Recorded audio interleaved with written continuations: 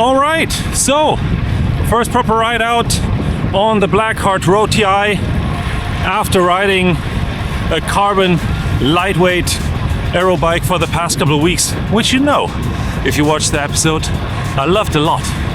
And getting back on this bike now, or getting back on a titanium frame now, yeah, it really has something magical to it. It reminds me a lot on my first ride out on the Bossy Strada SS. The roads riding out of the city aren't the smoothest here, and vibration dampening is top notch. It is quite cushiony, which is very nice, very forgiving. So yeah, I mean, I just love this frame material. So let's see how this bike's gonna perform. Need to put a couple more rides on it, more kilometers, and then we'll get to proper summary and a proper first impressions and review. For now, let's put on some kilometers on this baby. Let's go.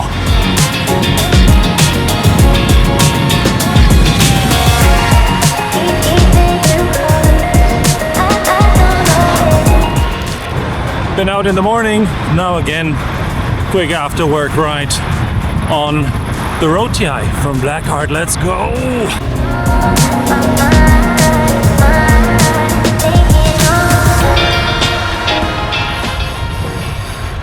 What's up everyone, welcome to another episode. Today I'm going to be sharing my review of this beautiful Blackheart Road Ti. So let's dive right into it and let's talk about the setup real quick. So as I already mentioned, this is a Blackheart Road Ti. I'm riding this one in a size 58. So far most of my other frames I've been riding in a size 56, but actually when you compare the geometries a little bit, this one actually kind of almost overlaps perfectly with my Bossy Strada SS in a size 56. So if you're interested in that frame, make sure that you check the geometry chart because yeah, I think there are quite some interesting smart details in there that you might want to be aware of, and don't just go off of the number. And if you're unsure, reach out to them. They're super helpful. That's what I did. They've consulted me a little bit here and yeah, advised me to go for a size 58, and it turns out it was absolutely the right choice. So this bike is now set up with an Ultegra Di2 group set with some Dura-Ace chain rings, which are actually mounted on a super lightweight Elili X310 crankset. Whoa, X310 crankset. In case you're interested in more details, there is also a full bike build video about this frame and how I'm putting everything together, so I'm going to link this up somewhere here. In regards to the wheels, currently I'm riding the number 6 wheels on here, but I've actually tested this bike with those number 6 wheels. I've tested it with the new Windspace Hyper 5s as well as the Elite wheels, Marvel 2 wheels, which are having steel spokes. I'm going to get to that in a second as well, because that was also quite interesting to pair this up with the titanium frame. And now, as you might have noticed, I mounted some specialized Pathfinder Pro tires on here, so a little bit of an all-round tire, and I'm gonna tell you why I did that in a moment. So now let's get into some details about what I think about this frame, because I've been riding this for a couple of weeks already now, and I think I got a very good idea by now what I think about this frame.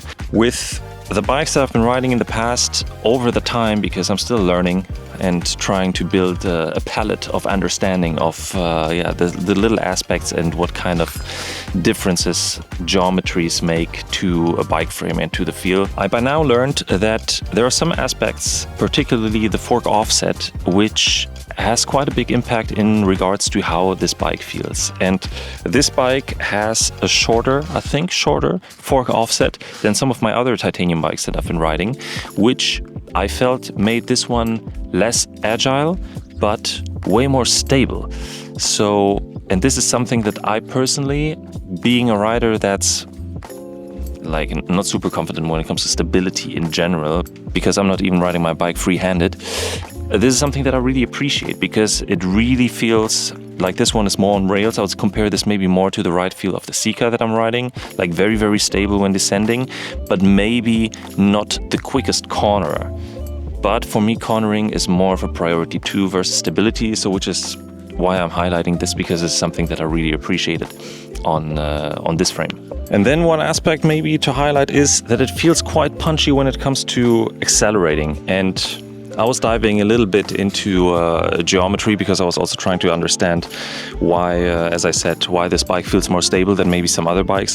And it turns out that when your rear chainstay is a little bit shorter, yeah, it can create this feeling of the bike being more punchy. Of course, I don't think that this is really happening, because I think the acceleration that you have might be the same as on other bikes, but I'm just talking more about the feeling that it gives you, because maybe it feels more direct because the rear wheel is closer to you. I don't know what the background of it is, but yeah, that was one feedback that I was able to find out where this feeling might be coming from, and in the end, it boiled down to the geometry of how this rear triangle has been designed and how short the rear chainstay actually is. And then when it comes to ride comfort in general, this, I have to say, is one of the more comfortable bikes, especially in the titanium and steel domain, that I've been riding recently. This might have to do that it is a size 58, which also translates in a slightly higher stack height. So when I'm riding on this bike, I'm not as aggressive as on some of my other bikes, which yeah, of course makes it way more comfortable over longer rides. And then of course it is a titanium frame, so it beautifully absorbs road vibrations. And then let me quickly get back to when I was riding this frame with the Elite Wheels Marvel 2s.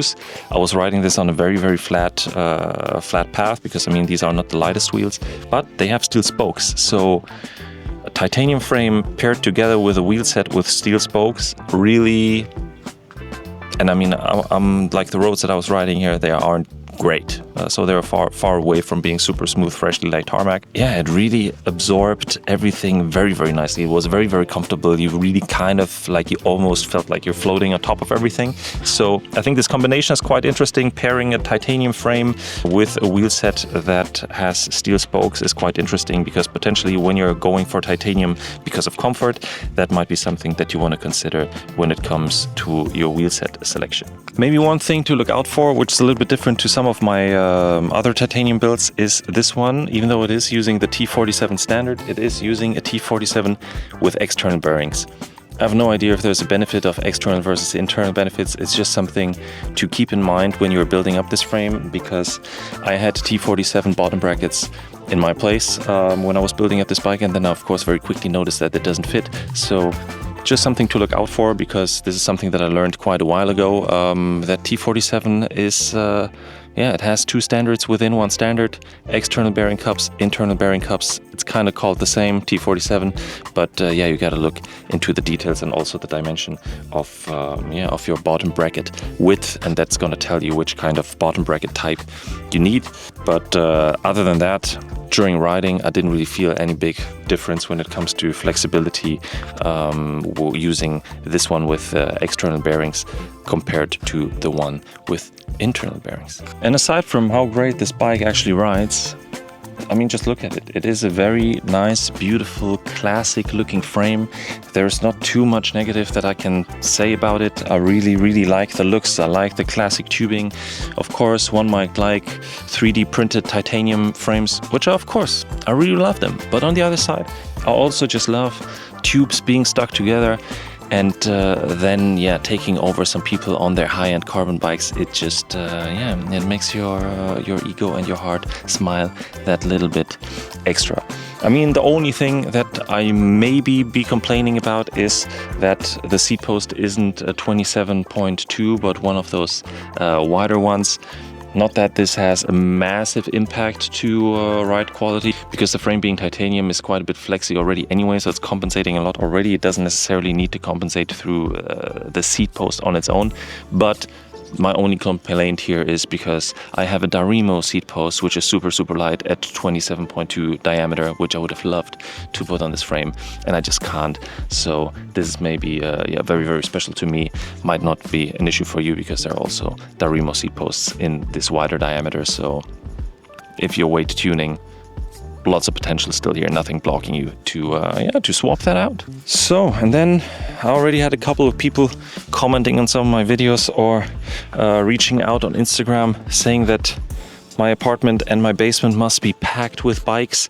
But of course, I'm not keeping all of the bikes that I'm reviewing on this channel, because I mean, it's just not an option. I just can't. I also can't just be buying group sets for every frame, because most of the time the frames get sponsored, while the group sets and all the other components are a little bit more difficult. So, but yeah, what's gonna happen with this frame, given that I already have one road titanium frame and another gravel titanium frame. I'm actually going to be keeping this one, and this is also the reason why I equipped this one with the Pathfinder Pros now, because this is a great all-round tire. It has the nice slick surface in the center while still having quite a bit of texture on the outside, so it allows you to ride some light gravel. And this bike is now going to be staying at my girlfriend's place, so that I don't always need to be carrying one of my other bikes to her, which is a little bit of a faff because she's it's quite a drive.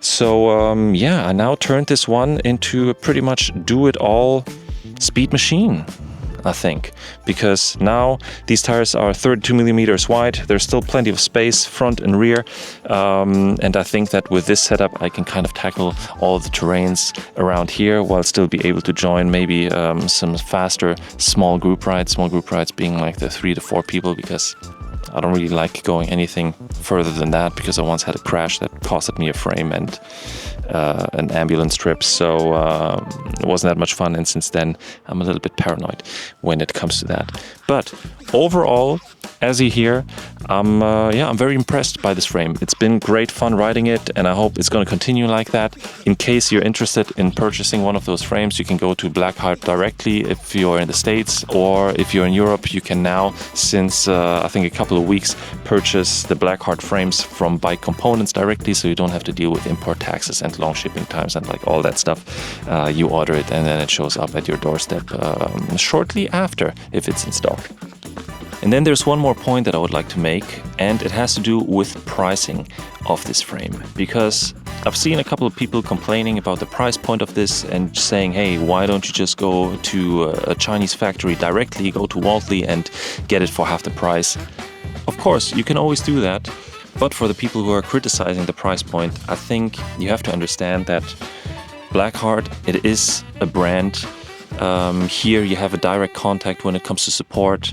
They also did their research when it comes to geometry. You don't have to deal directly with a factory in China, where there's a language barrier here and there. I mean, I made that experience myself. It also takes a while. For my Waltley frame, I think it was 4 or 6 weeks, while with this one, if it is in stock, it takes you a couple of days to get it at your doorstep. They also have to stock the frames, which also includes cost, and in the end, it is a brand and it is a business that they are running, so they also have to have their margins that are covering the risks and costs and so on and so forth. They need to make a living, they need to pay people, so of course you can go cheaper, but if you wanna, you always pay for convenience in the end, which is not special to this frame. It's basically everywhere in the world in all segments that in the end you just pay a little bit extra for convenience, and I'm a person who always wants everything right now, pretty much, so I think I would be a candidate for rather purchasing it directly than going through directly to China, because for example the Waltley frame, even though I loved it, it's a frame that I didn't keep in the end because it needed to make some space for something else, so that might also tell you a little bit more about that.